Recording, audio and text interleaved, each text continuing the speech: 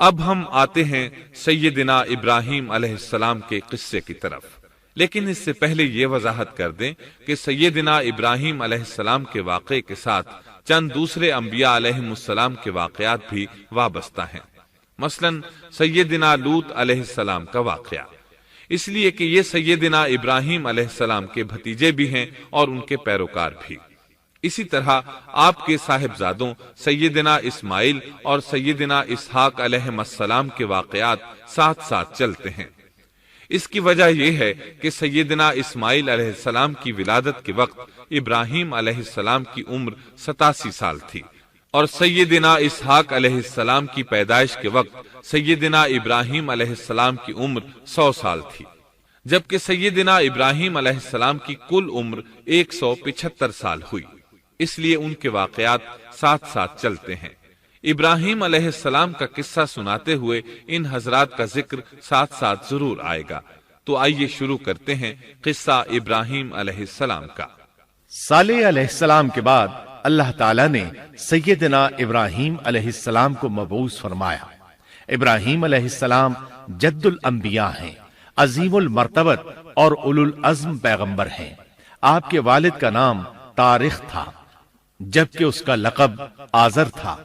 آزر مدد کرنے والے کو کہتے ہیں۔ یہ شخص اپنے قبیلے کے افراد کی مدد کیا کرتا تھا، غمخواری کرتا تھا، اس لیے اس کا لقب آزر مشہور ہو گیا تھا۔ قرآن مجید میں ابراہیم علیہ السلام کا قصہ 73 مقامات پر ذکر ہوا ہے۔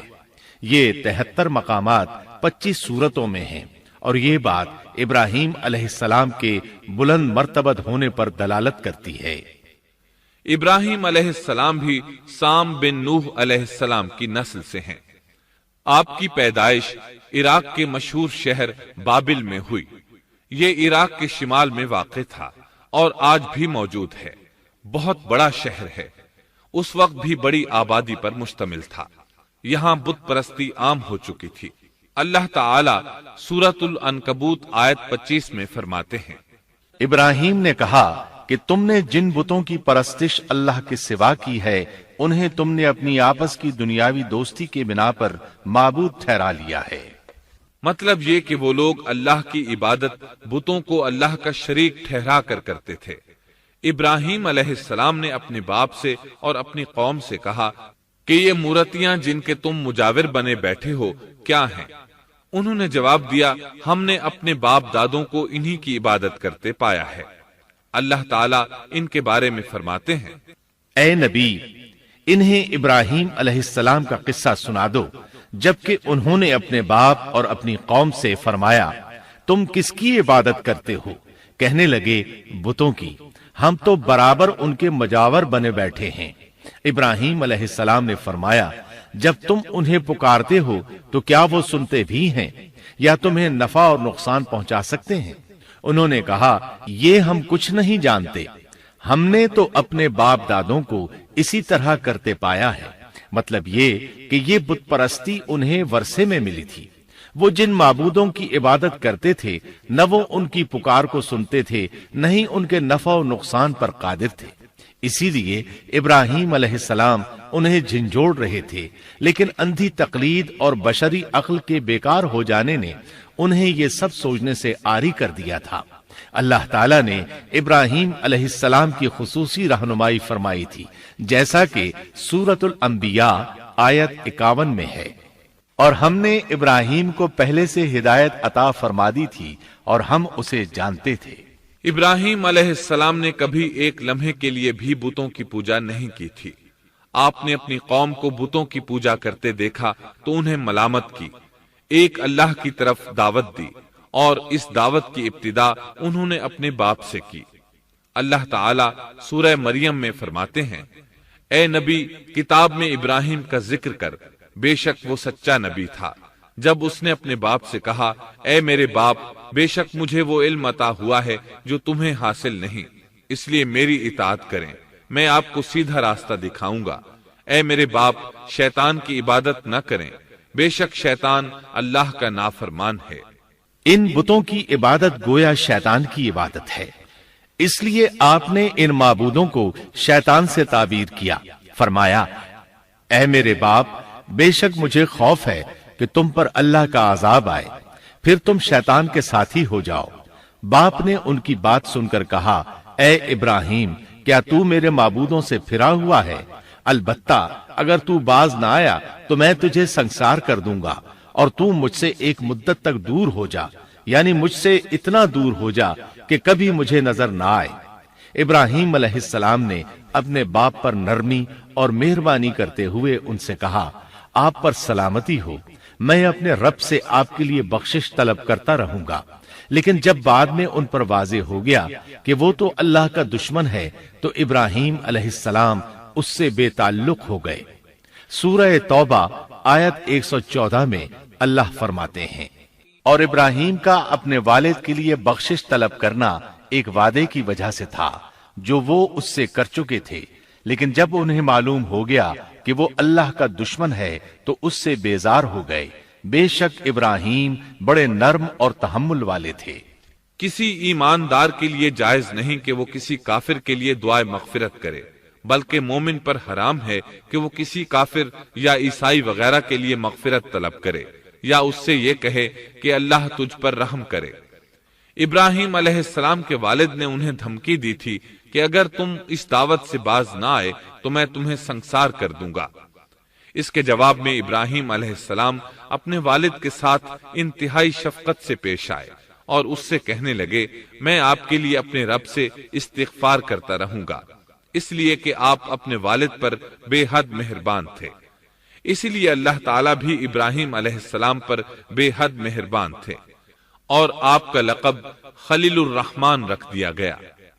خلت محبت کا وہ انتہائی درجہ ہے جس کے ساتھ دل محبت سے بھر جاتا ہے، یعنی وہ بہت سے لوگوں سے بڑھ کر اللہ تعالیٰ کو محبوب تھے۔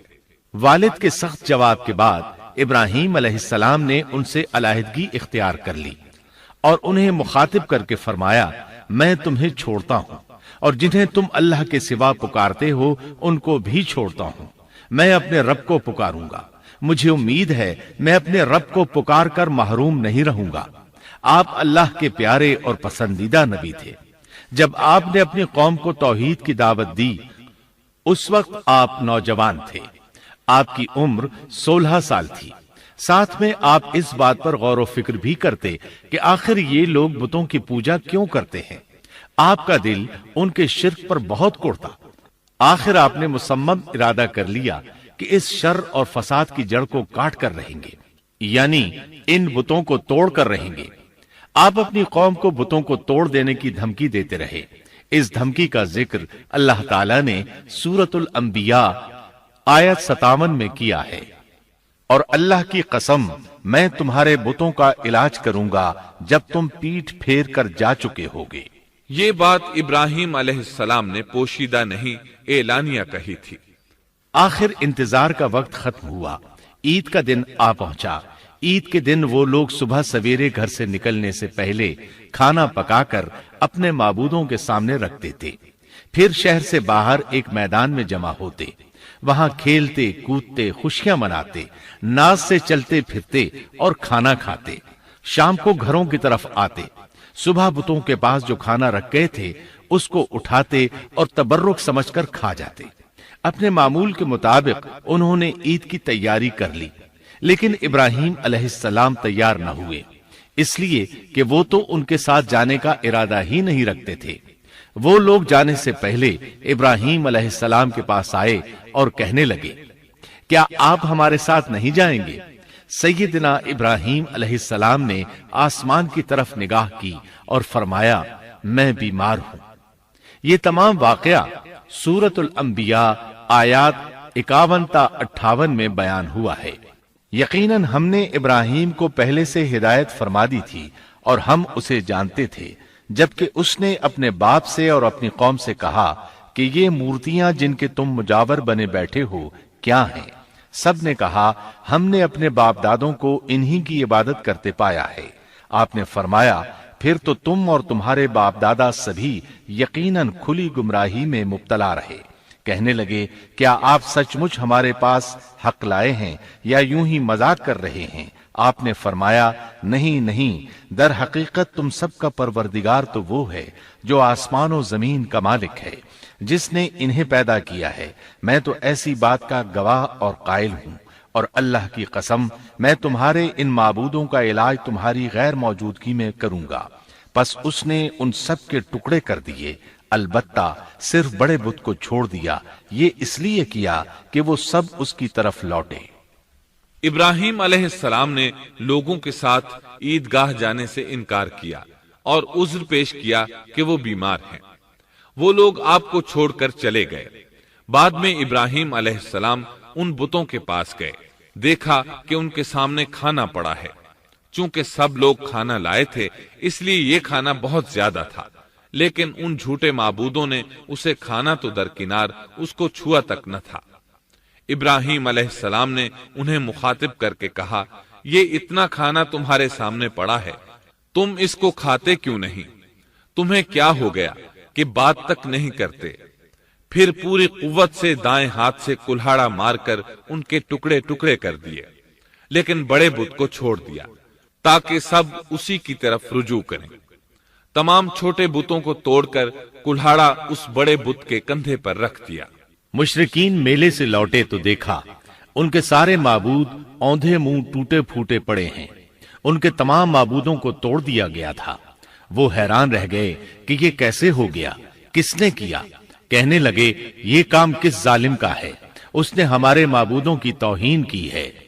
اس وقت جن لوگوں نے ابراہیم علیہ السلام کا وہ کلام سنا تھا انہیں ان کا خیال آ گیا، کہنے لگے وہ نوجوان جس کا نام ابراہیم ہے اسے ہم نے اپنے بتوں کی مذمت کرتے سنا ہے۔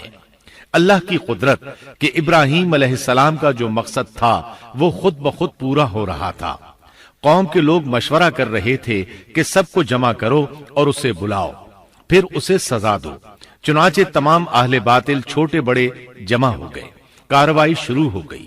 کہنے لگے اے ابراہیم، ہمارے معبودوں کے ساتھ یہ لغو حرکت تو نے کی ہے۔ ابراہیم علیہ السلام نے جواب دیا، یہ کام تو اس بڑے بت کا ہے، مجھ سے کیوں پوچھتے ہو؟ تم اپنے معبودوں سے کیوں نہیں پوچھ لیتے کہ ان کے ٹکڑے کس نے اڑائے ہیں؟ ابراہیم علیہ السلام کا جواب سن کر وہ سب سوچ میں پڑ گئے، پھر کہنے لگے ہم نے بڑی غلطی کی، اپنے معبودوں کے پاس کسی کو حفاظت کے لیے نہیں چھوڑا۔ اس قدر واضح بات محسوس کر کے بھی وہ ظالم ایمان نہ لائے، بلکہ شیطان نے ان کے دلوں میں وسوسہ ڈالا اور انہوں نے غور و فکر کر کے کہا، اے ابراہیم، کیا تمہیں علم نہیں، یہ تو بے زبان ہیں، یہ بول نہیں سکتے۔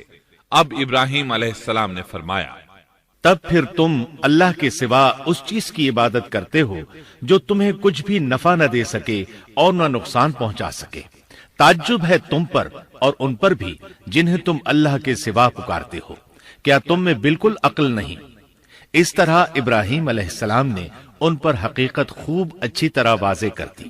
ان سے فرمایا تم ان کی پوجا کرتے ہو جن کو تم خود تراشتے ہو، یعنی ان کا حال تو یہ ہے کہ تم نے ان کو خود اپنے ہاتھوں سے تراشا اور ان کی عبادت کرنے لگے، جبکہ تمہیں اور تمہاری بنائی ہوئی چیزوں کو اللہ ہی نے پیدا کیا ہے۔ ابراہیم علیہ السلام نے ایک کلہاڑے کی مدد سے ان سب بتوں کو تہس نہس کر دیا تھا۔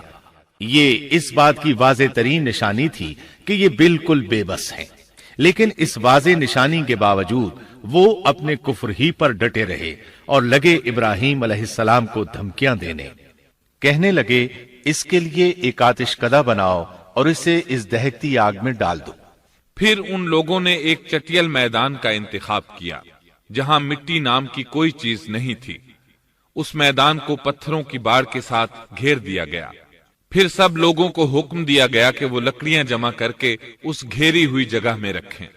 چنانچہ سب لوگ لکڑیاں جمع کر کے وہاں لانے لگے، یہاں تک کہ عورتوں اور بچوں نے بھی اس کام میں بڑھ چڑھ کر حصہ لیا۔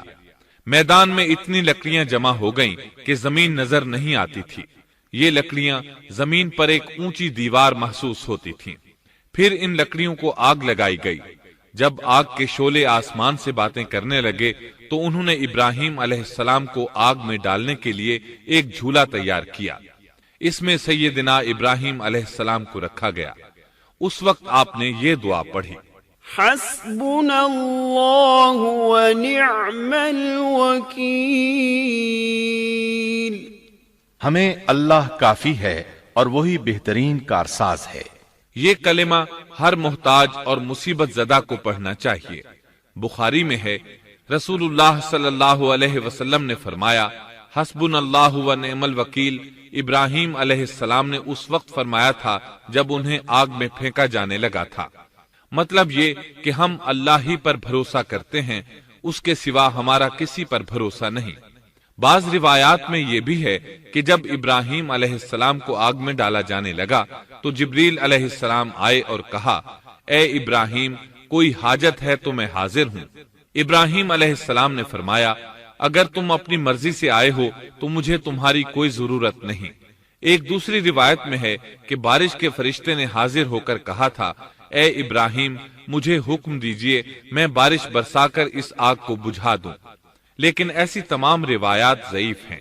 یوں بھی اللہ کا حکم ان سے پہلے کام کرنے والا تھا۔ اللہ تعالیٰ سورہ انبیاء آیت 69 اور 70 میں فرماتے ہیں، ہم نے کہا، اے آگ ابراہیم پر ٹھنڈی ہو جا اور سلامتی والی ہو جا۔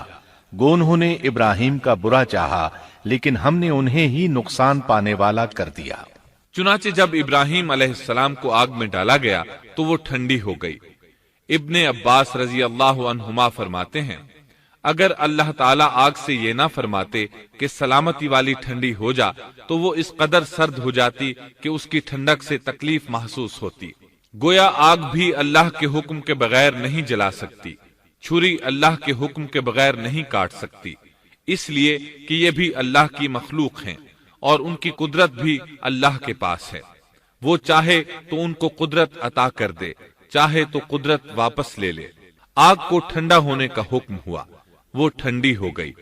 اس نے نہ ابراہیم علیہ السلام کے کپڑے جلائے، نہ جسم کے کسی حصے کو کوئی نقصان پہنچایا، صرف وہ رسیاں جلائیں جن سے آپ کو باندھا گیا تھا۔ سبحان اللہ۔ لوگ آگ کے گرد اس انتظار میں کھڑے تھے کہ جو ہی انہیں آگ میں پھینکا جائے گا وہ جل کر راکھ ہو جائیں گے، لیکن وہ یہ دیکھ کر حیران رہ گئے کہ ابراہیم علیہ السلام بڑے ناز سے آگ کے درمیان بیٹھے ہیں۔ بعض روایات میں ہے کہ ابراہیم علیہ السلام فرمایا کرتے تھے، مجھے ان دنوں جو راحت اور سکون حاصل تھا ویسا آگ سے نکلنے کے بعد نہیں ہوا۔ لوگ اس معجزے کو دیکھ کر حیرت زدہ تھے۔ پھر ابراہیم علیہ السلام آگ سے نکلے۔ اتنا بڑا معجزہ دیکھنے کے باوجود لوط علیہ السلام کے سوا کوئی شخص پورے بابل شہر سے ان پر ایمان نہ لایا۔ اللہ تعالیٰ فرماتے ہیں، پس ابراہیم پر لوط ایمان لائے۔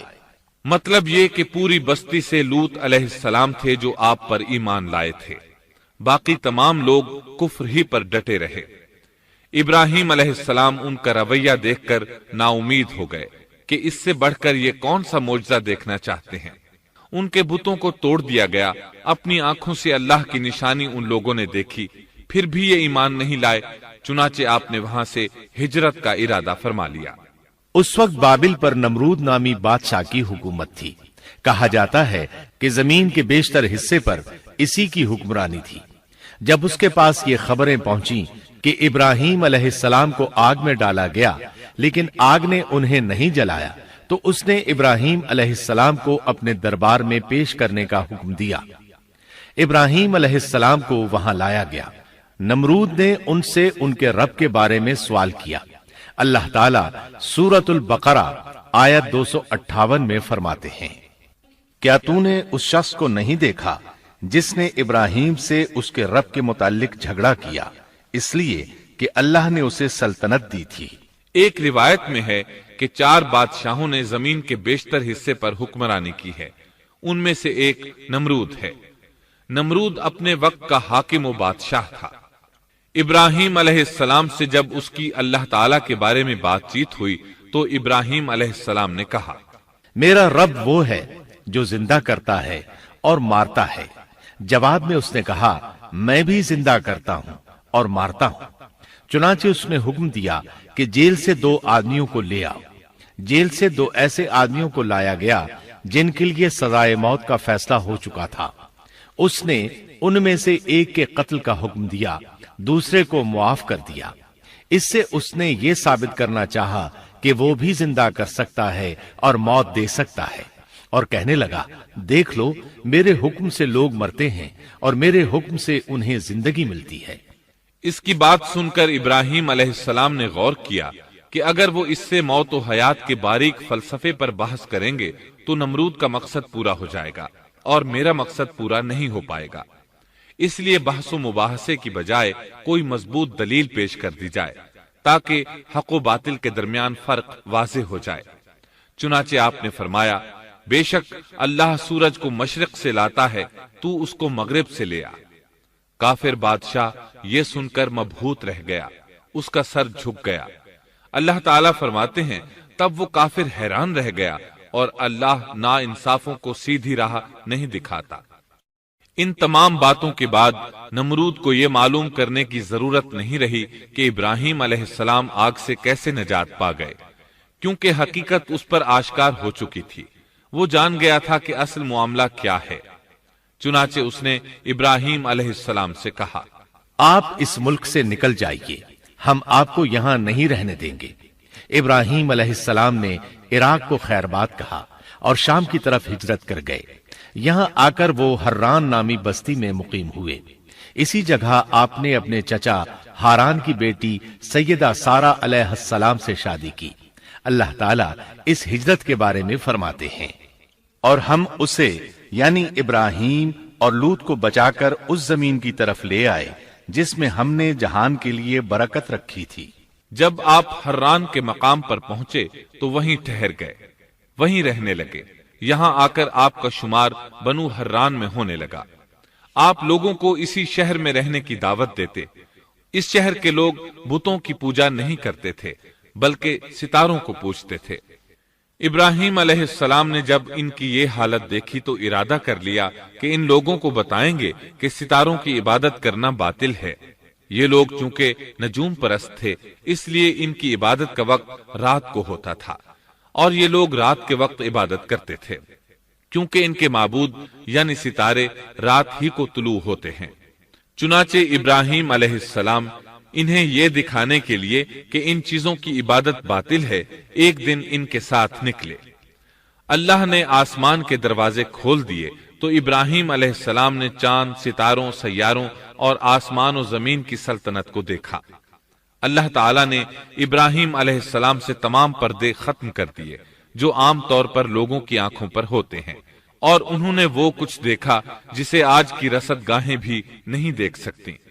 اللہ تعالیٰ سورۃ الانعام آیت 75 میں فرماتے ہیں اور اسی طرح ہم نے ابراہیم کو آسمان اور زمین کی سلطنت کا مشاہدہ کرا دیا تاکہ وہ یقین کرنے والوں میں سے ہو جائے۔ بعض مفسرین نے لکھا ہے کہ یہ سب کچھ اللہ تعالیٰ نے ابراہیم علیہ السلام کو اس لیے دکھایا تھا کہ وہ ستاروں کی پرستش کرتے تھے۔ پھر اللہ تعالیٰ نے اپنی عبادت کی طرف ان کی رہنمائی فرمائی۔ جن مفسرین نے یہ بات لکھی وہ غلطی پر ہیں، کیونکہ ایک جلیل القدر رسول کے متعلق ایسا گمان کرنا کبیرہ گناہ ہے۔ آسمان اور زمین کی سلطنت اور دیگر معجزات دکھانے کے بعد اللہ تعالیٰ فرماتے ہیں آسمان اور زمین کی پیدائش یقیناً انسان کی پیدائش سے بہت بڑا کام ہے۔ اللہ تعالیٰ ایک دوسرے مقام پر فرماتے ہیں آسمان اور زمین میں بہت سی نشانیاں ہیں جن سے یہ منہ موڑ کر گزر جاتے ہیں۔ ابراہیم علیہ السلام حران شہر کے ستارہ پرستوں کو لے کر ایک رات نکلے۔ اچانک ایک ستارہ طلوع ہوا، اس کی چمک دمک بہت تھی، شکل صورت کے لحاظ سے بھی بہت خوبصورت تھا۔ اس وقت ابراہیم علیہ السلام نے بطور مذاق کہا یہ میرا رب ہے، لیکن جب وہ ستارہ کچھ دیر بعد چھپ گیا تو کہنے لگے یہ تو غروب ہو گیا۔ یہ رب کیسے ہو سکتا ہے؟ جو چھپ جائے وہ رب نہیں ہو سکتا، پس میں تو غروب ہونے والوں کو پسند نہیں کرتا۔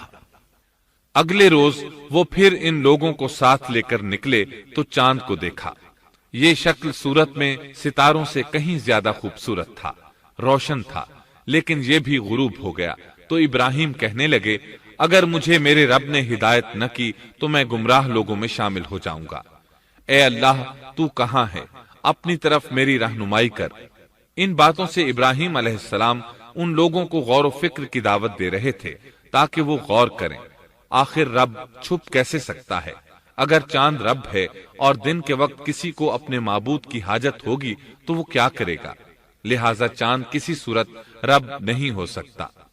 پھر جب دن چڑھا اور سورج طلوع ہوا تو کہنے لگے یہ میرا رب ہے، یہ تو سب سے بڑا ہے۔ پھر لوگوں کو مخاطب کر کے کہنے لگے تم رات کو چھوٹے چھوٹے ستاروں کی پوجا کرتے ہو، کیوں نہ تم اتنے بڑے ایک ہی رب کی پوجا کر لو۔ لیکن جب وہ بھی غروب ہو گیا تو کہنے لگے یقیناً میں تمہارے شرک سے بیزار ہوں، یہ معبود کیسے ہو سکتے ہیں؟ ان میں تو تبدیلی آتی رہتی ہے، کبھی طلوع ہوتے ہیں کبھی غروب ہوتے ہیں۔ یہ اس بات کی دلیل ہے کہ یہ مخلوق ہیں اور ان کا خالق کوئی اور ہے جس کے حکم کے یہ تابع ہیں۔ جب یہ خود مخلوق ہیں اور کسی اور کے تابع ہیں تو کسی کو نفع نقصان پہنچانے پر کس طرح قادر ہو سکتے ہیں؟ پھر اپنی قوم کو مخاطب کر کے کہنے لگے میں اپنا رخ اس کی طرف کرتا ہوں جس نے آسمانوں کو یکسو ہو کر پیدا کیا، اور میں شرک کرنے والوں میں سے نہیں ہوں۔ اب بھی وہ اپنی بات پر اڑے رہے۔ تب آپ نے فرمایا تم مجھ سے اللہ کے بارے میں جھگڑ رہے ہو، مجھے تو اللہ راہ دکھا چکا ہے اور اس نے مجھے دلیل عطا فرمائی ہے۔ میں یقیناً جانتا ہوں کہ تمہارے تمام معبود بے بس اور بے طاقت ہیں۔ جاؤ تم سے اور تمہارے ان معبودوں سے جو ہو سکے کر لو، میرے رب کی مرضی کے بغیر کچھ بھی نہیں ہو سکتا۔ میرے رب نے ہر چیز کے علم کو اپنے گھیرے میں لے رکھا ہے، کیا پھر بھی تم نصیحت حاصل نہیں کرو گے؟ اور میں تمہارے معبودوں سے خوف کیوں کھاؤں؟ تم اللہ سے نہیں ڈرتے؟ ان کو اللہ کا شریک ٹھہرا رہے ہو، اللہ نے اس کی کوئی دلیل نازل نہیں کی۔ اگر تم میں صحیح علم ہے تو تم ہی بتلا دو کہ ہم دونوں جماعتوں میں سے امن کا زیادہ حقدار کون ہے؟ امن انہی کے لیے ہے جو ایمان لانے کے بعد دین کو شرک سے خلط ملط نہیں کرتے۔ حقیقت میں ہدایت یافتہ وہی لوگ ہیں۔ یہی ہمارے وہ دلائل تھے جو ہم نے ابراہیم علیہ السلام کو ان کی قوم کے مقابلے میں عطا کیے تھے، اور ہم جسے چاہیں مرتبے میں بڑھا دیں۔ بے شک تیرا رب بڑی حکمت والا ہے۔ ان لوگوں نے پھر بھی کفر ہی کیا، کوئی بھی ایمان نہ لایا۔ چنانچہ ابراہیم علیہ السلام نے ایک بار پھر ہجرت کی اور مصر جا پہنچے۔ مصر کے بادشاہ کو خبر ملی کہ ایک شخص ہجرت کر کے آیا ہے اور اس کے ساتھ ایک عورت ہے، وہ بہت زیادہ حسین و جمیل ہے۔ چنانچہ اس ظالم نے اپنے کارندوں کو بھیجا کہ اس عورت کو میرے پاس لے آؤ، ساتھ ہی اس سے پوچھنا کہ تمہارے ساتھ جو آدمی ہے وہ کون ہے، اگر وہ اس کا خاوند ہو تو اسے قتل کر دینا۔ ادھر بادشاہ نے اپنے کارندوں کو حکم دیا، ادھر اللہ نے ابراہیم علیہ السلام کی طرف وحی بھیج دی۔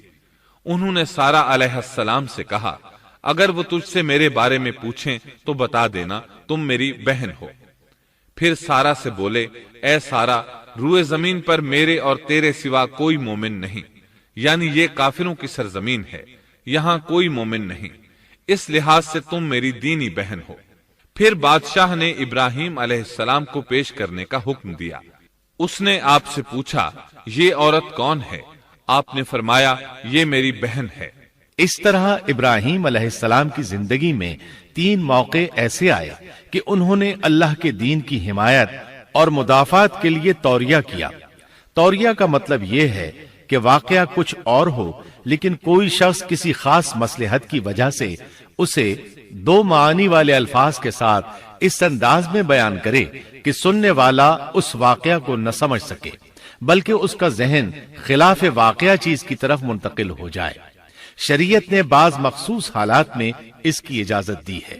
وہ 3 مواقع جہاں ابراہیم علیہ السلام نے توریہ فرمایا ان کی وضاحت کچھ اس طرح ہے۔ ایک یہ کہ آپ نے میلے پر نہ جانے کی غرض سے ان لوگوں سے کہا تھا کہ میں بیمار ہوں۔ دوسرے موقع پر یہ فرمایا تھا یہ کام اس بڑے سردار بت کا ہے۔ تیسرے سارہ علیہ السلام کو دینی بہن قرار دیا۔ اس ظالم بادشاہ نے سارہ علیہ السلام کو اپنی تحویل میں لے لیا۔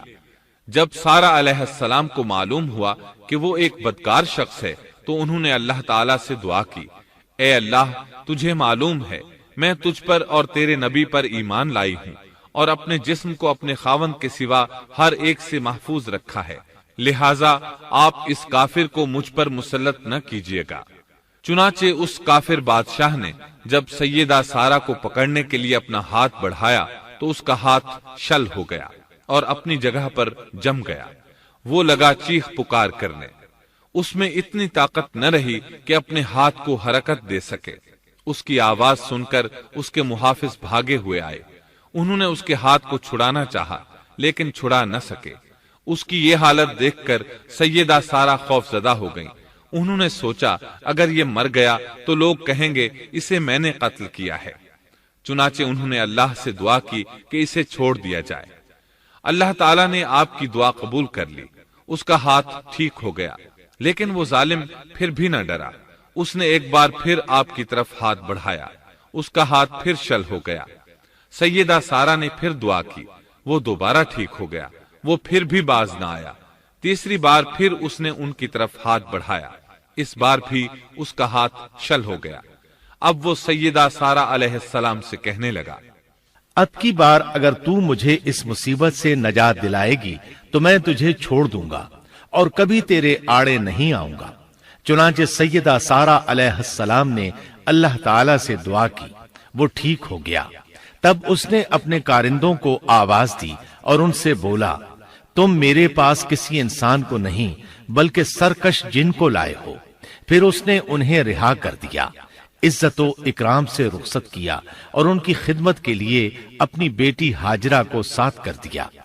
سارہ علیہ السلام واپس لوٹیں تو دیکھا کہ ابراہیم علیہ السلام نماز پڑھ رہے ہیں۔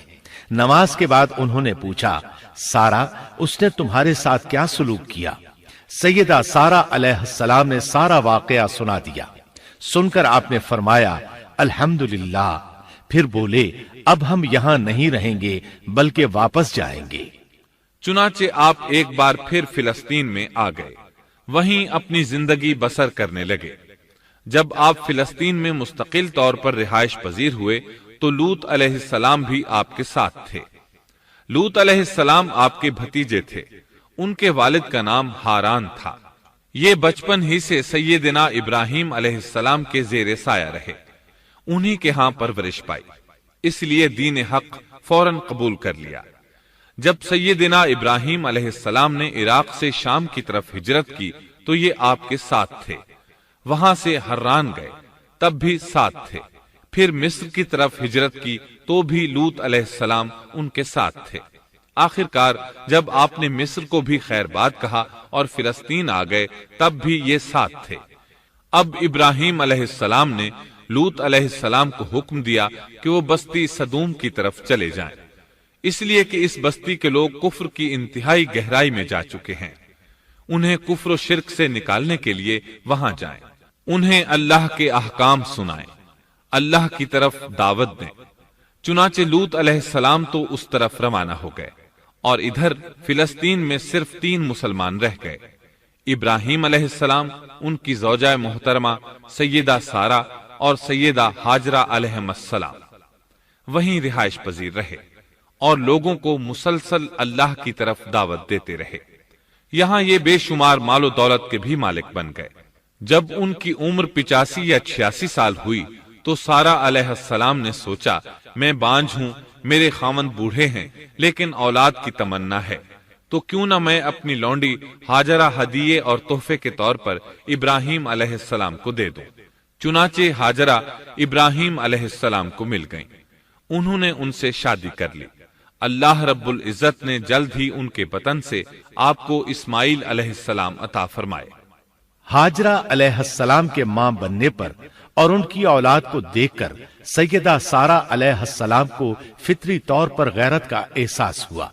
اللہ کی قدرت دیکھیے، خود ہی انہیں ہاجرہ کو تحفے میں دیا تاکہ اولاد حاصل ہو، اور جب وہ ماں بن گئیں تو اب غیرت محسوس کر رہی ہیں۔ اپنی اس کیفیت سے مجبور ہو کر سیدہ سارہ نے ابراہیم علیہ السلام سے کہا، آپ مجھے اس کے ساتھ ایک جگہ پر نہ رکھیں۔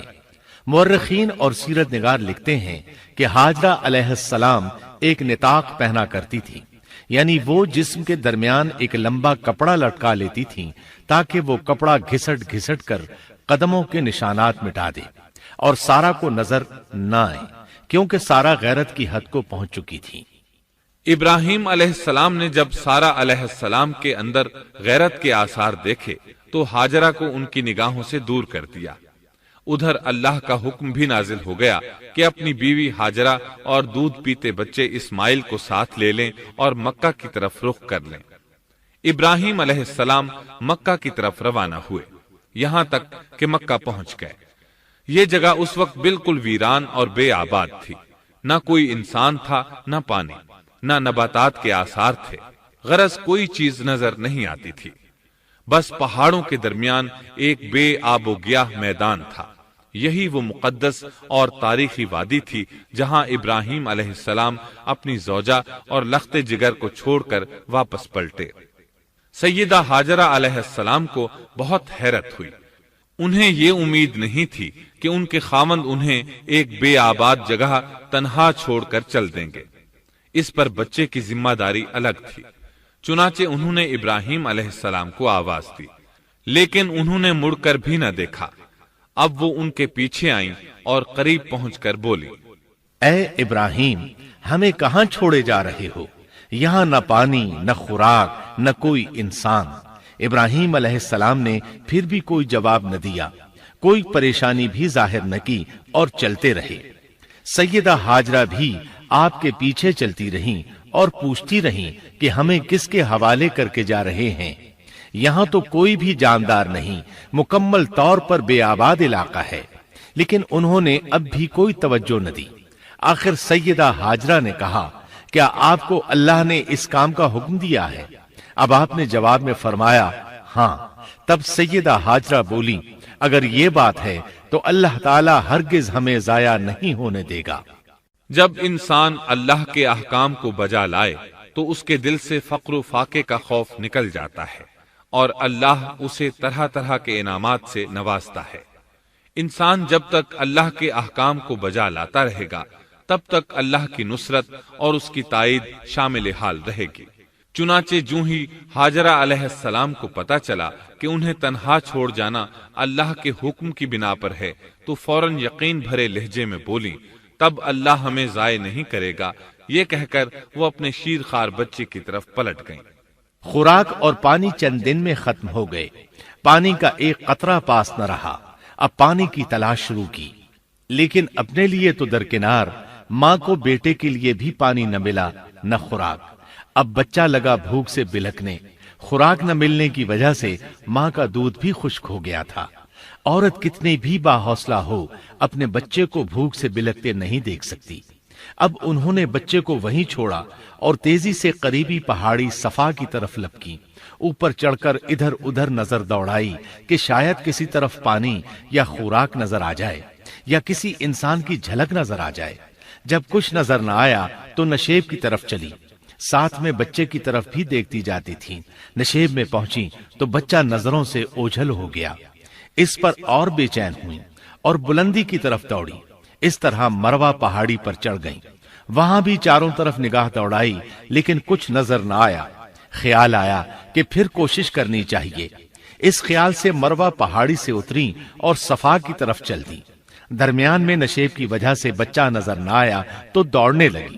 اس طرح پھر صفا پر چڑھ گئیں۔ اللہ اکبر!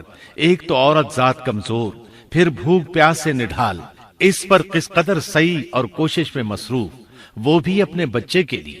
بہرحال بار بار کوشش کے خیال سے انہوں نے صفا اور مروہ پہاڑیوں کے درمیان 7 چکر لگائے۔ یہی وجہ ہے مسلمان عازمین حج صفا و مروہ کے درمیان سعی کرتے ہیں تاکہ اس واقعے کی یاد تازہ ہو جائے۔ جب وہ آخری مرتبہ مروہ پر پہنچی تو انہوں نے ایک آواز سنی۔ یہ آواز اسماعیل علیہ السلام کے قریب سے آئی تھی۔ انہوں نے پوری توجہ سے آواز کو سننے کی کوشش کی اور جلدی سے اسماعیل کے قریب پہنچی۔ کیا دیکھتی ہیں؟ اسماعیل کے قدموں کے نیچے سے پانی پھوٹ رہا ہے، کیونکہ جبریل علیہ السلام کو اللہ نے اس صابرہ خاتون کی مدد کے لیے بھیجا تھا۔ انہوں نے زمزم والی جگہ پر اپنا پر مارا تو اسماعیل کے قدموں کے پاس سے ایک عظیم چشمہ رحمت نمودار ہوا۔ مستقبل کے پیغمبر کے قدموں کے نیچے سے اللہ نے جبریل فرشتے کے ذریعے زمین پھاڑ کر پانی نکال دیا۔ یہی آب زمزم کا آغاز تھا۔ ہاجرہ علیہ السلام پانی کو آنکھیں پھاڑ پھاڑ کر حیرت سے دیکھ رہی تھی۔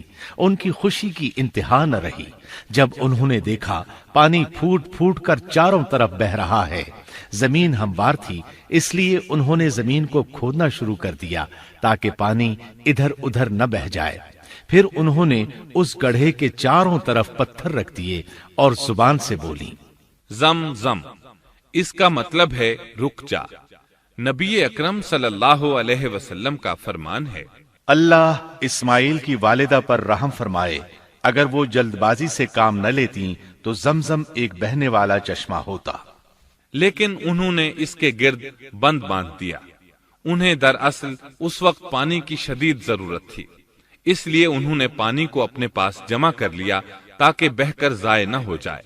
انہوں نے اسماعیل کو پانی پلایا، خود بھی خوب پیا، اور یہ اللہ تعالی کی طرف سے ان کی مہمان نوازی تھی۔ وہاں کوئی اور انسان نہیں تھا، نہ کھانے کی کوئی چیز تھی، بس یہی آب زمزم ان کے لیے کھانے اور پینے کا کام دے رہا تھا۔ اب چونکہ زمزم ایک چشمہ بن گیا تھا، اس لیے پرندے بھی آنے لگے۔ انہی دنوں عرب کے قبیلوں میں سے ایک قبیلہ بنو جرہم یمن کو خیر باد کہہ کر اس طرف آ رہا تھا۔ یمن میں ایک بہت بڑا ڈیم تھا۔ پہاڑوں کے درمیان انہوں نے پانی کو روک کر ایک بہت بڑا بند قائم کر رکھا تھا۔ اس سے پورا سال آسانی سے کھیتی باڑی کرتے تھے۔ اس ڈیم کی بدولت ان کا آب پاشی کا نظام بہت اچھا تھا۔ جب اس ڈیم کو اللہ تعالیٰ نے توڑا تو تمام لوگ وہاں سے منتشر ہو گئے اور جزیرہ عرب کے اطراف میں منتقل ہونے لگے۔ وہیں سے ہجرت کرنے والا ایک قبیلہ بنو جرہم تھا۔ یہ لوگ بنیادی طور پر عرب تھے۔ یہ قبیلہ سفر میں رہتا، جہاں کہیں پانی اور چراگاہ نظر آتے وہیں پڑاؤ ڈال دیتے۔ جب وہاں خوراک ختم ہو جاتی تو آگے سفر شروع کر دیتے۔ چونکہ وہ بہت بڑے تاجر تھے، اس بنا پر ان راستوں سے خوب واقف تھے۔ انہیں چشموں کا خوب علم تھا۔ ملک شام کی طرف بھی ان کی آمد و رفت تھی۔ یہ قبیلہ بنو جرہم مکہ کے قریب پہنچا تو فضا میں پرندوں کو منڈلاتے پایا۔ کہنے لگے، ان پرندوں کی موجودگی میں ضرور کوئی راز ہے۔ اب انہوں نے اپنے کچھ آدمی اس طرف بھیجے۔ یہ لوگ جلد ہی چشمے تک پہنچ گئے۔ انہوں نے وہاں ایک عورت اور اس کے بچے کو پایا۔ پھر وہ لوگ ان کے پاس آئے، وہاں پڑاؤ ڈالنے کی اجازت مانگی۔ سیدہ ہاجرہ نے فرمایا، ٹھیک ہے، لیکن شرط یہ ہے کہ تمہیں اجرت ادا کرنا ہوگی۔ ان کے لیے یہ سستا سودا تھا۔ ان کے پورے قبیلے کو سامان زندگی مل رہا تھا، جبکہ صرف ایک عورت اور اس کے بیٹے کی ذمہ داری ان پر عائد ہو رہی تھی۔ انہوں نے فوراً حامی بھر لی اور وہاں رہائش اختیار کر لی۔ اس طرح یہ لوگ سیدہ ہاجرہ علیہ السلام کی معیشت کا ذریعہ بن گئے، اور اس طرح سیدنا اسماعیل علیہ السلام بنو جرہم میں پرورش پاتے رہے۔ انہوں نے ان لوگوں سے عربی سیکھ لی اور ان سے بھی زیادہ عربی دان بن گئے۔ فصاحت اور بلاغت سے عربی میں بات چیت کرنے لگے۔ پھر ان کی اس قبیلے میں شادی ہو گئی۔ ان کی اولاد سے عرب قوم کا آغاز ہوا۔ انہی میں سے سرور کائنات محمد صلی اللہ علیہ وسلم کی ولادت باسعادت ہوئی۔ بنو جرہم کی آمد اور آبادی ابراہیم علیہ السلام کی دعا کا نتیجہ تھی۔ جب انہوں نے اپنی بیوی اور بچے یعنی دو کمزور انسانوں کو اس ویران جگہ چھوڑا تھا تو یہ دعا مانگی تھی، اے ہمارے پروردگار، میں نے اپنی کچھ اولاد اس بے آباد جنگل میں تیرے حرمت والے گھر کے پاس بسائی ہے۔ یہاں یہ سوال پیدا ہوتا ہے کہ کیا اس وقت بیت اللہ کی تعمیر ہو چکی تھی؟ درست بات یہ ہے کہ اس وقت خانہ کعبہ کی تعمیر نہیں ہوئی تھی۔ پھر سوال پیدا ہوتا ہے کہ کیا ابراہیم علیہ السلام کے زمانے سے پہلے اس کی تعمیر ہو چکی تھی یا صرف جگہ ہی معروف تھی؟ اس بارے میں دو طرح کی روایات ہیں۔ بعض میں آتا ہے کہ صرف اس کی جگہ معروف تھی، اور بعض میں ہے کہ ابراہیم علیہ السلام سے پہلے شیس علیہ السلام نے اس کو تعمیر کیا تھا، اور وہ گردش ایام کے ساتھ ساتھ منہدم ہو کر ختم ہو گیا۔ لیکن بہرحال اس کی جگہ معلوم تھی اور وہی پہلا گھر تھا، جیسا کہ اللہ نے خبر دی ہے۔ اللہ تعالیٰ نے پہلا گھر جو لوگوں کے لیے مقرر کیا تھا وہی ہے جو مکہ میں ہے، اور وہ پوری دنیا کے لیے برکت اور ہدایت والا ہے۔ ابراہیم علیہ السلام نے اللہ تعالیٰ سے یہ دعا مانگی تھی، اے ہمارے پروردگار، میں نے اپنی کچھ اولاد اس بے کھیتی کے جنگل میں تیرے حرمت والے گھر کے پاس بسائی ہے۔ اے ہمارے پروردگار، یہ اس لیے کہ وہ نماز قائم کریں، پس تو کچھ لوگوں کے دلوں کو ان کی طرف مائل کر دے اور انہیں پھلوں کی روزیاں عطا فرما تاکہ یہ شکر گزاری کریں۔ دن گزرتے رہے اور اسماعیل علیہ السلام بنو جرہم کے ماحول میں عمر کی منزلیں طے کرتے رہے اور وہ ہوش سنبھالنے کے قریب ہو گئے۔ ابراہیم علیہ السلام ہر سال ایک دو بار اپنے گھرانے کی دیکھ بھال کے لیے چکر لگاتے تھے۔ جب اسماعیل علیہ السلام نے ہوش سنبھالا تو ایک بار پھر ایک عظیم آزمائش کا وقت آ گیا۔ ہوا یوں کہ ایک مرتبہ ابراہیم علیہ السلام مکہ تشریف لائے، ایک جگہ آرام کے لیے بیٹھے کہ نیند کی وادی میں پہنچ گئے۔ نیند میں انہوں نے خواب دیکھا کہ اپنے لخت جگر کو اپنے ہاتھ سے ذبح کر رہے ہیں، ساتھ ہی آنکھ کھل گئی۔ ابراہیم علیہ السلام جانتے تھے کہ انبیاء کرام کے خواب حقیقت ہوتے ہیں، اللہ کی طرف سے وحی ہوتے ہیں، اور شیطان کسی صورت ان کے خواب میں نہیں آ سکتا، لہذا انہوں نے اس خواب کے مطابق عمل کرنے کا پختہ ارادہ کر لیا، کسی قسم کی پریشانی کا شکار نہ ہوئے۔ اللہ رب العزت نے اس عظیم اور تعجب خیز واقعے کا قرآن مجید میں ذکر کرتے ہوئے فرمایا، اور ابراہیم نے کہا، میں تو ہجرت کر کے اپنے پروردگار کی طرف جانے والا ہوں، وہ ضرور میری رہنمائی کرے گا۔ اے میرے رب، مجھے نیک بخت اولاد عطا فرما۔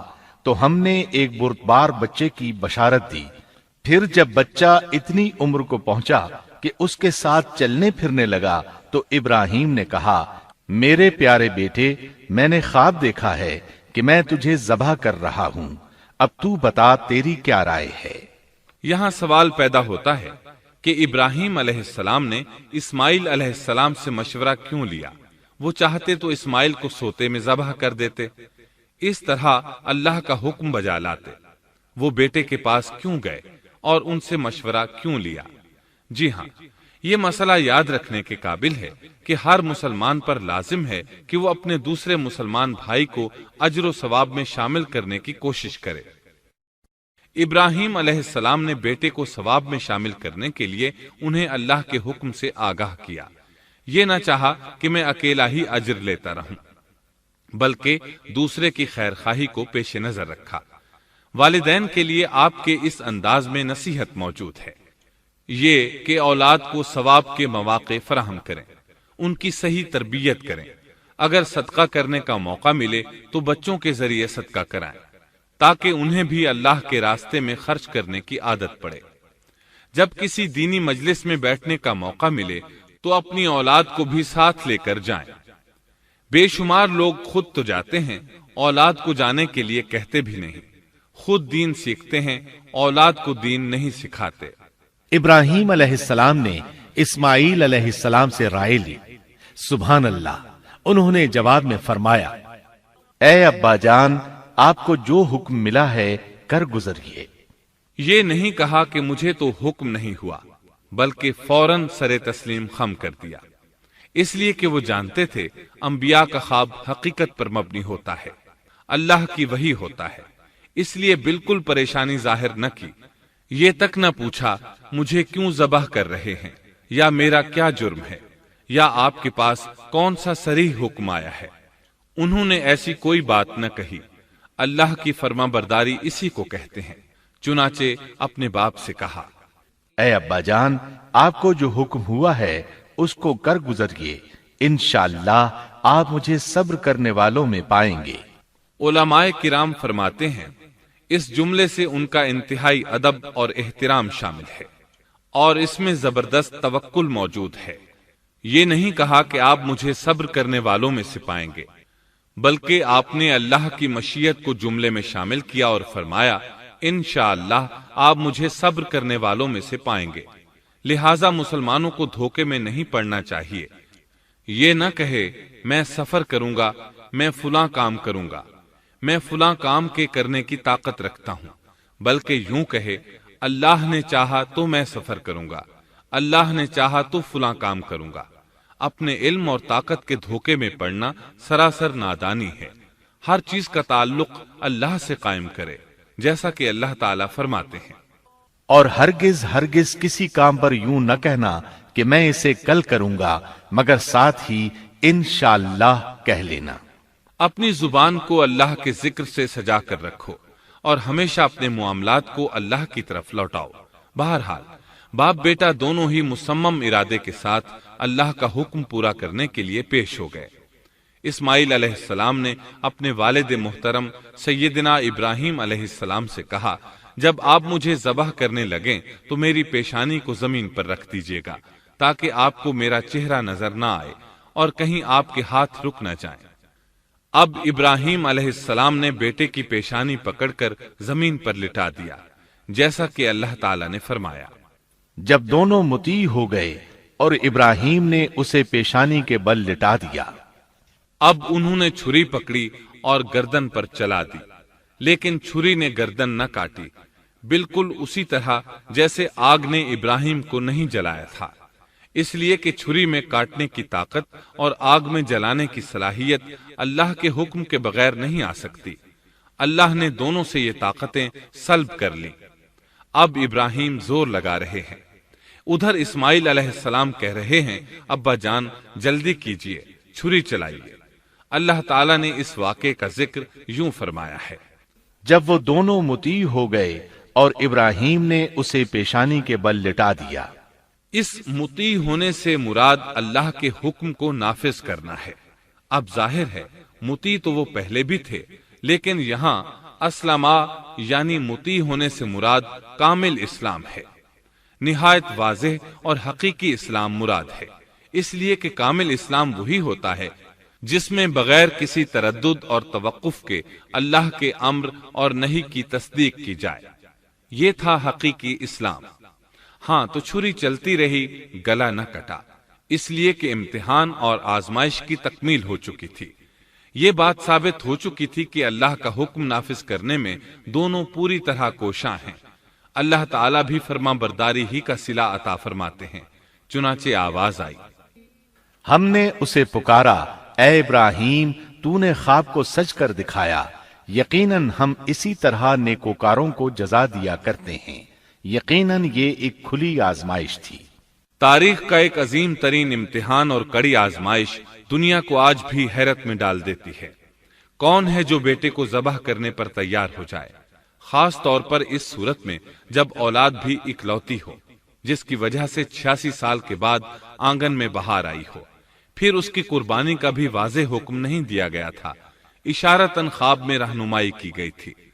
آپ کہہ سکتے تھے یہ قتل اور سنگین جرم ہے، کہہ سکتے تھے اپنے بیٹے کو کس جرم میں قتل کروں، لیکن آپ نے بغیر کسی تعامل کے سر تسلیم خم کر دیا اور اس عظیم امتحان میں کامیاب ہوئے۔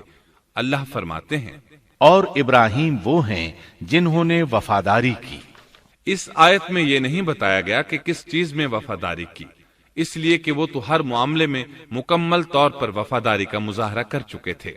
آگ میں ڈالے جانے والا معاملہ، بیوی اور بچے کو لق و دق میدان میں چھوڑ آنے کا معاملہ، پھر ذبح کا امتحان، تعمیر بیت اللہ کی مشقت، غرض ہر معاملے میں وفادار تھے، حتیٰ کہ اپنا مال اللہ کے راستے میں خرچ کرنے میں اس قدر وفادار کہ ابو زیفان کے لقب سے مشہور ہو گئے۔ اس کا معنی ہے مہمان نواز۔ کسی مہمان کو دسترخوان پر اپنے ساتھ بٹھائے بغیر ایک لقمہ نہیں کھاتے تھے، باہر نکلتے مہمان تلاش کرتے، پھر اس کے ساتھ مل کر کھانا کھاتے، مہمان نہ ملتا تو سخت غمگین ہو جاتے۔ اس طرح انہوں نے اللہ کے ہر حکم کی پاسداری کی۔ ذبح والے اس امتحان کا اللہ نے انہیں کیا صلہ دیا؟ اللہ فرماتے ہیں، ہم نے اسے عظیم ذبیحے کا بدلہ عطا کیا۔ چھری نے گلا نہ کاٹا۔ ایسے میں ابراہیم علیہ السلام نے ایک آواز سنی، آواز پیچھے سے آئی تھی۔ انہوں نے مڑ کر دیکھا، جبریل علیہ السلام نظر آئے۔ وہ آسمان سے ایک مینڈھا لے کر آئے تھے۔ دنیا کے میڈھوں میں سے نہیں بلکہ جنت کا میڈھا لائے تھے۔ سیدنا عبداللہ بن عباس رضی اللہ عنہما سے روایت ہے کہ وہ میڈھا جنت میں 40 سال تک چرتا رہا۔ سفید رنگ، کشادہ آنکھوں، خوبصورت سینگوں والا حسین و جمیل میڈھا تھا۔ بہرحال یہ ابراہیم علیہ السلام کی وفاداری کا بدلہ تھا جو اسماعیل علیہ السلام کے فدیے میں دیا گیا، اور پوری امت مسلمہ کے لیے حکم ہو گیا کہ اللہ کی رضا کے لیے قربانی اور ہدی پیش کرتے رہیں۔ کعبے کے پاس حرم الہی میں ہر سال یہ سنت ادا کی جاتی ہے، اور ان کے ساتھ ساتھ پوری زمین کے تمام خطوں پر بسنے والے مسلمان بھی اس عظیم فرمانبرداری کی علامت کے طور پر قربانیاں پیش کرتے ہیں۔ مینڈھے کے ذکر کا مطلب یہ ہے کہ ہم سنت ابراہیمی پر گامزن ہو جائیں۔ یہ میڈھا ہمیں اللہ کے لیے قربانی کا سبق دیتا ہے۔ ہمیں چاہیے سنت ابراہیمی کی اقتدا کرتے ہوئے ہم اپنی جانوں، اپنی اولاد اور اپنے مالوں کو اللہ کی راہ میں قربان کرنے کے لیے تیار ہو جائیں۔ اللہ تعالیٰ فرماتے ہیں، اور ہم نے اسے عظیم ذبیحہ عطا کیا، اور ہم نے اس کا پچھلوں میں ذکر خیر چھوڑا، سلامتی ہو ابراہیم پر۔ اسی طرح ہی ہم نیکوکاروں کو جزا دیتے ہیں، یقیناً وہ ہمارے مخلص بندوں میں سے تھا۔ اور اسی طرح اللہ فرماتے ہیں، اور ہم نے اسے نیکوکار نبی اسحاق کی ولادت کی خوشخبری سنائی۔ یہ خوشخبری فلسطین کی طرف واپس لوٹنے کے بعد سنائی گئی۔ ایک اکلوتے بیٹے کی قربانی کے لیے تیار ہو جانے کے صلے میں اور سارہ علیہ السلام کی عظمت اور تکریم کے مد نظر اللہ تعالی نے اسحاق کی خوشخبری سنا دی۔ یہ آیت ذبح کے واقعے کے بعد اللہ تعالی نے ذکر فرمائی ہے، اس لیے معلوم ہوا پچھلی آیات میں اسحاق کے علاوہ کسی اور بیٹے کا ذکر ہوا ہے، اور وہ اسماعیل علیہ السلام ہی تھے، جبکہ یہودی روایات میں اسحاق علیہ السلام کو ذبیح قرار دیا جاتا ہے۔ یہ بالکل غلط ہے۔ ذبح کے واقعے کے بعد اسحاق علیہ السلام کی بشارت مل رہی ہے، پھر بھلا وہ پیدا ہونے سے پہلے ہی ذبیح کیسے بن گئے؟ اس لیے یہ قطعی بات ہے کہ اسماعیل علیہ السلام ہی ذبیح ہیں۔ اس کے کئی اور بھی دلائل ہیں جن کے ذکر کرنے کا یہاں موقع نہیں۔ بہرحال اس عظیم آزمائش میں بے مثال کامیابی کے بعد ابراہیم علیہ السلام فلسطین آئے، اور 120 سال کی عمر میں اسحاق علیہ السلام کی بشارت ملی، جبکہ سارہ علیہ السلام کی عمر 90 سال تھی۔ ان پر بڑھاپا طاری ہو چکا تھا۔ ایسے میں 3 فرشتے آئے۔ وہ تو قوم لوط کی تباہی کے لیے آئے تھے۔ راستے میں اللہ کے حکم سے ابراہیم علیہ السلام اور ان کی اہلیہ سارہ کو خوشخبری سنائی، اور اس غرض کے لیے وہ انسانی شکل میں آئے تھے۔ ابراہیم علیہ السلام تو پہلے ہی بہت مہمان نواز تھے۔ انہیں دیکھ کر بہت خوش ہوئے کہ مہمان آ گئے۔ فرشتوں نے انہیں سلام کیا۔ ابراہیم علیہ السلام نے سلام کا جواب دیا۔ وہ حیرت زدہ تھے کہ یہ لوگ ان کی بستی کے رہنے والے تو ہیں نہیں، لیکن ان پر سفر کے نشانات بھی نہیں ہیں، جیسا کہ دور سے چل کر آنے والوں میں ہوتے ہیں۔ نہ ان کے پاس سواریاں ہیں۔ قرآن مجید میں آتا ہے، فرشتوں نے سلام کیا تو ابراہیم نے بھی سلام کیا، اور دل میں خیال کیا یہ اجنبی لوگ ہیں۔ پھر وہ اپنی مہمان نوازی کی عادت کے مطابق انہیں اندر لے آئے، ان کے لیے کھانے کا انتظام کیا۔ اللہ تعالیٰ فرماتے ہیں، ہمارے بھیجے ہوئے فرشتے ابراہیم کے پاس خوشخبری لے کر آئے تو انہوں نے سلام کیا۔ ابراہیم نے سلام کا جواب دیا اور فوراً بھنا ہوا بچڑا لے آئے، اور بچڑا بھی موٹا تھا۔ ان کے سامنے کھانا پیش کیا، لیکن وہ بھلا کب کھانے کی طرف ہاتھ بڑھانے والے تھے۔ یہ دیکھ کر ابراہیم علیہ السلام نے خوف محسوس کیا کہ کہیں یہ دشمن نہ ہو۔ اس وقت فرشتوں نے کہا، ابراہیم نہ ڈر، ہم تو قوم لوط کی طرف بھیجے گئے ہیں۔ جب انہوں نے یہ باتیں کی تو سارہ علیہ السلام پاس کھڑی تھی۔ وہ ہنسنے لگی۔ وہ خوش خبری سے پہلے کیوں ہنس پڑی؟ علماء اس بارے میں کہتے ہیں کہ جب انہوں نے سنا یہ فرشتے لوط علیہ السلام کی بستی کو تباہ کرنے جا رہے ہیں تو ان کے خاتمے کی خبر سن کر وہ ہنستی۔ اس کے بعد فرشتوں نے یہ خوشخبری سنائی، ہم نے اسے اسحاق کی پیدائش کی خوشخبری دی، اور اسحاق کے بعد یعقوب پوتے کی بھی خوشخبری دی۔ بہت جلد ہی ہم اسحاق سے تیری ویران گود کو آباد کریں گے، اور تو اپنی زندگی میں اس کے بیٹے یعقوب کو بھی دیکھ لے گی۔ اب 3 بشارتیں جمع ہو گئیں۔ بیٹا پیدا ہوگا، لمبی عمر ملے گی یعنی بیٹا جوان ہوگا، اور پھر وہ اپنے پوتے کو بھی دیکھے گی۔ اس سے بڑھ کر کیا عزت اور تکریم ہو سکتی ہے؟ اس لیے جب نبی کریم صلی اللہ علیہ وسلم سے پوچھا گیا کریم یعنی عزت والا کون ہے، تو آپ نے فرمایا کریم بن کریم بن کریم بن کریم، یعنی یوسف بن یعقوب بن اسحاق بن ابراہیم علیہ السلام۔ مطلب یہ کہ نبی بن نبی بن نبی بن نبی۔ یہ یوسف علیہ السلام کی شان ہے کہ خود بھی کریم، باپ بھی کریم، دادا بھی کریم اور پردادا بھی کریم۔ اس سے بڑھ کر عزت افزائی کیا ہو سکتی ہے؟ بہرحال فرشتوں نے انہیں خوشخبری دی۔ پھر انہوں نے ابراہیم کو ایک صاحب علم لڑکے کی بشارت دی۔ خوشخبری سن کر سیدہ سارہ حیران ہوئی، مارے حیرت کے منہ سے ہلکی سی چیخ نکل گئی۔ انہوں نے اپنے رخسار پر ہاتھ مارا جیسا کہ عورتوں کی عادت ہوتی ہے، کہنے لگی ہائے افسوس، کیا میں بچہ جنوں گی حالانکہ میں بانجھ ہوں اور میرے خاوند بوڑھے ہیں؟ یہ تو حیرت کی بات ہے۔ ایک دوسری جگہ اللہ تعالیٰ نے یہ الفاظ فرمائے، کہنے لگی میں بوڑھی اور بانجھ ہوں، بھلا میں بچے کو کیسے جنم دوں گی؟ اس پر فرشتوں نے کہا تو اللہ کے حکم پر تعجب کرتی ہے، اے اہل بیت، یہ تو اللہ کی تم پر رحمت اور برکت ہے، وہ بہت بزرگ اور قابل تعریف ہے۔ دوسری آیت میں ہے انہوں نے کہا اسی طرح تیرے رب نے فیصلہ کیا ہے اور ہمیں کہا ہے، یقیناً وہ بہت حکمت والا ہے اور علم رکھنے والا ہے۔ یہ تھی اسحاق علیہ السلام کی ولادت کی خوشخبری۔ ابراہیم علیہ السلام مکے میں سیدنا اسماعیل علیہ السلام سے ملنے کے لیے آتے رہتے تھے۔ ایک روز آئے تو ان سے کہا اے میرے بیٹے، اللہ تعالیٰ نے مجھے حکم دیا ہے کہ اس مقام پر اللہ کا گھر تعمیر کرنا۔ اسماعیل علیہ السلام نے فوراً کہا میں حاضر ہوں۔ اس طرح انہوں نے کھدائی شروع کی۔ ایسے میں انہیں شیش علیہ السلام کی تعمیر کے آثار نظر آئے۔ انہوں نے اس پر تعمیر شروع کر دی۔ ایک روایت میں یہ بھی ہے کہ انہوں نے فرشتوں والی بنیادوں کے آثار بھی دیکھے۔ نبی کریم صلی اللہ علیہ وسلم کی جوانی کے دنوں میں جب مکے کے قریش نے کعبے کی تعمیر نئے سرے سے کی تو انہوں نے اس کی بنیادوں کو گہرا کرنا چاہا۔ وہ کھدائی کرتے ان سبز پتھروں تک پہنچ گئے جو پہاڑوں کی چوٹیوں کی طرح نظر آ رہے تھے۔ انہوں نے ان پتھروں کو نکالنا چاہا۔ ایک شخص نے کدال کے ذریعے ایک پتھر کو باہر نکالا تو اس کے نیچے سے اتنا نور نکلنے لگا کہ قریب تھا وہ شخص اندھا ہو جاتا۔ پھر پتھر خود بخود نیچے جا گرا اور اپنی جگہ پر جم گیا۔ اس کے بعد لوگوں نے ان پتھروں کو ہاتھ نہ لگایا اور تعمیر شروع کر دی۔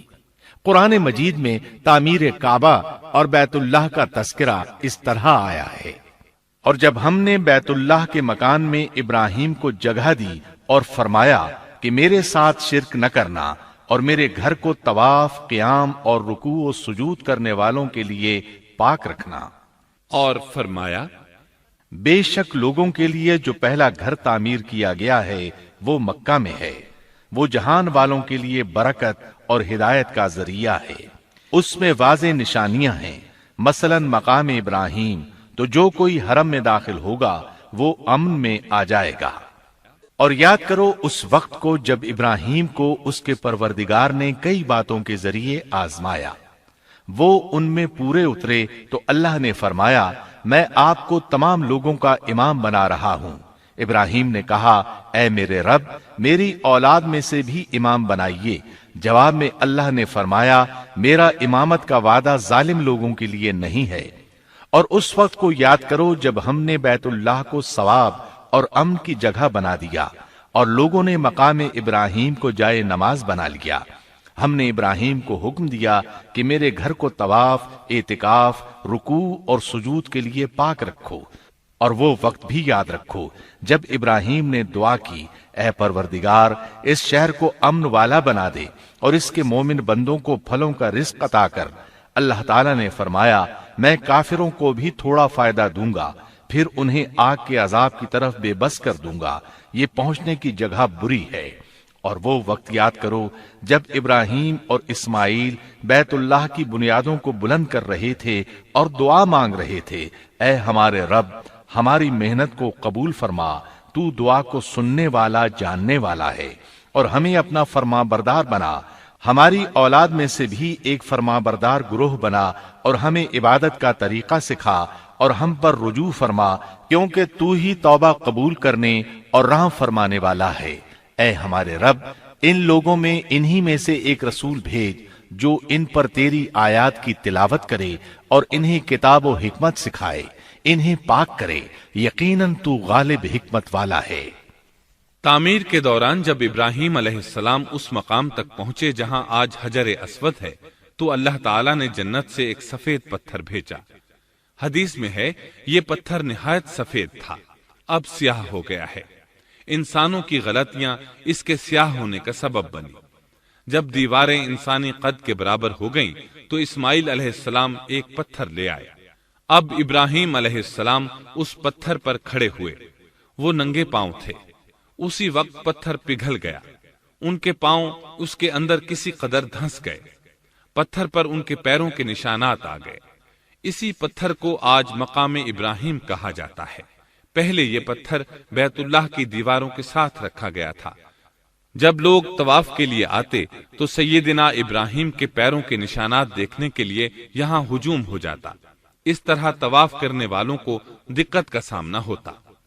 سیدنا عمر رضی اللہ عنہ نے صحابہ کرام کے مشورے سے اس پتھر کو اس جگہ سے قدرے ہٹا کر نماز کی صفوں کے قریب کر دیا تاکہ طواف کرنے والوں کو دقت نہ ہو۔ یہ مقام بہت مقدس ہے۔ اللہ نے فرمایا ہے، تم مقام ابراہیم کو جائے نماز مقرر کر لو۔ مقام ابراہیم کے قریب اس کے پیچھے ہو کر نماز پڑھنے کا موقع مل جائے تو لازماً وہاں 2 رکعت ادا کیا کرو۔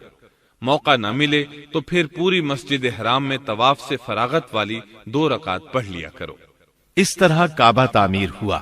تب نیا حکم آیا، لوگوں میں جو استطاعت رکھے اس پر اللہ کے لیے حج بیت اللہ فرض ہے، اور جو شخص جان بوجھ کر اعراض کرے تو اللہ جہانوں سے بے نیاز ہے اور اسے اس کی کوئی پرواہ نہیں۔ ادھر ابراہیم علیہ السلام کو اللہ تعالی کی طرف سے اشارہ ہوا، لوگوں میں حج کا اعلان کر دیں۔